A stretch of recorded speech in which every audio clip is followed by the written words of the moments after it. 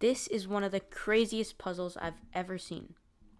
So we can see as white that our pieces are being forked. Okay. So our natural instinct is probably to take this rook. But then we'd only be up in exchange, and that's not what we want in this puzzle. We're going for checkmate. The next thing we might notice is that the king and the queen are in the same rank. So maybe we could bring a rook down there. But for now, that would just simply hang a piece, obviously, right? So what does white do? They sacrifice the rook. Sacrifice the rook. It doesn't look too obvious, but that's because you sacrifice another piece. With bishop b6, you sacrifice the bishop. King takes. Now queen b8. You have two options. Well, actually, you have three. You go like this, it's mate. I guess if you block with the queen, you just hang the queen, obviously. And your final option is to take the knight, which white again sacrificed another piece. And now you move queen b4.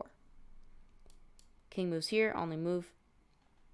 There's really doesn't look like a checkmate, right? So we got to keep on giving checks. So we have to go queen a5. If the c-pawn blocks, it is mate in 1 because it's like crisscross applesauce, every single square is covered. Now the rook has to block. And we really think of one move here. It's to take the bishop because it comes with check. It's supernatural.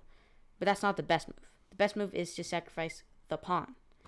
You can take it two ways.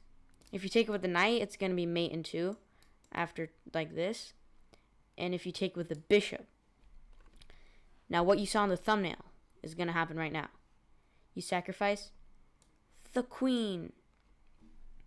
Bishop is forced to take, and we have a 2-move checkmate combination, which is probably the greatest checkmate combination of all. You sacrifice yet another piece. Rook to d4. Pawn takes, and guess what? The lone pawn that has survived so much brutality to all of its enemies and friends, it gives the brutal checkmate with e4.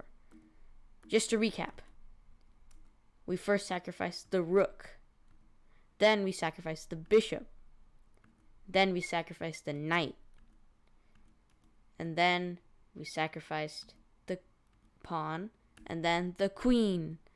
After bishop takes, we sacrificed the rook and our lone pawn, which managed to survive all the brutality, which the black king is boxed in.